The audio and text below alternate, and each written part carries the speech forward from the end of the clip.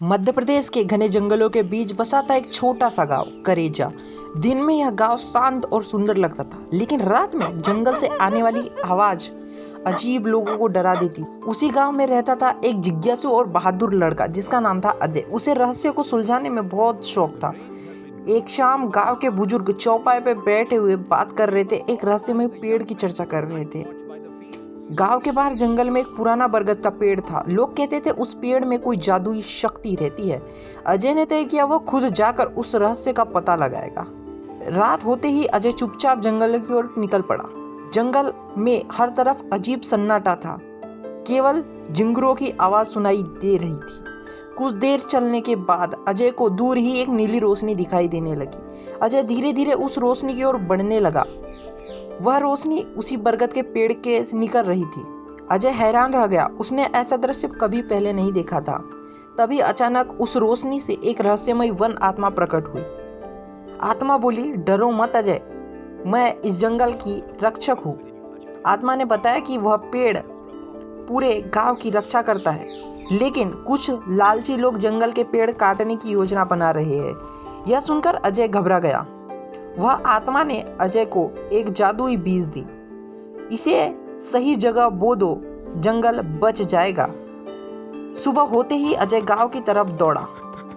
उसने गांव वालों को सारी बात बताई, लेकिन किसी को उसकी बात पर विश्वास नहीं था।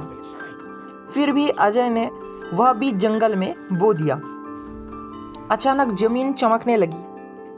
बीज से एक छोटा पौधा उगाया और देखते ही देखते वह एक विशाल पेड़ बन गया। पूरा जंगल हरियाली से भर गया। गांव वाले यह देखकर हैरान रह गए। वह जंगल पहले से ज्यादा सुंदर हो गया। अजय मुस्कुरा रहा था। दूर खड़ी वन आत्मा उसे देख रही थी। गांव वालों ने पहली बार देखा कि जंगल फिर से जिंदा हो गया और चारों तरफ हरियाली फैल चुकी थी और हवा पहले से ज्यादा साफ लग रही थी। अब करेजा गांव के लोग रोज जंगल के आकर पेड़ लगाने लगे और उन्हें समझ आया था कि जंगल की उसी असली ताकत है। बच्चे भी अजय से बहुत प्रभावित थे। वे उसे गांव का छोटा हीरो कहने लगे।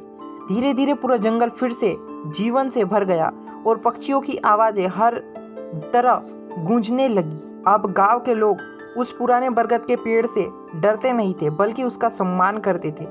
अजय रोज उस पेड़ के पास जाकर बैठता, जैसे ही वह अपने किसी पुराने दोस्त से मिलने आया हो। एक दिन अचानक फिर से वही हल्की नीली रोशनी दिखाई दी। वह वन आत्मा फिर से अजय से सामने प्रकट हुई। आत्मा मुस्कुराई और बोली, अजय, तुमने जंगल को बचा लिया। आज से यह जंगल और यह गांव तुम्हारी बहादुरी की कहानी हमेशा याद रखेगा। इतना कहकर वन आत्मा धीरे धीरे रोशनी में बदल गई और कुछ ही पल वह रोशनी आसमान में गायब हो गई। लेकिन अजय को पता था वह आत्मा हमेशा इस जंगल की रक्षा कर रही है। और उस दिन के बाद करेजा गांव हमेशा हरा भरा और खुशहाल रहा और अजय अब गांव का सबसे बहादुर लड़का बन चुका था। और इस तरह करेजा गांव की यह जादुई कहानी हमें सिखाती है कि अगर इंसान प्रकृति की रक्षा करे तो प्रकृति भी हमेशा उसकी रक्षा करती है। अगर वीडियो अच्छी लगी तो जल्दी से सब्सक्राइब कर लो। मिलेंगे किसी ऐसे इंटरेस्टिंग वीडियो के साथ। Bye bye. You know man, true.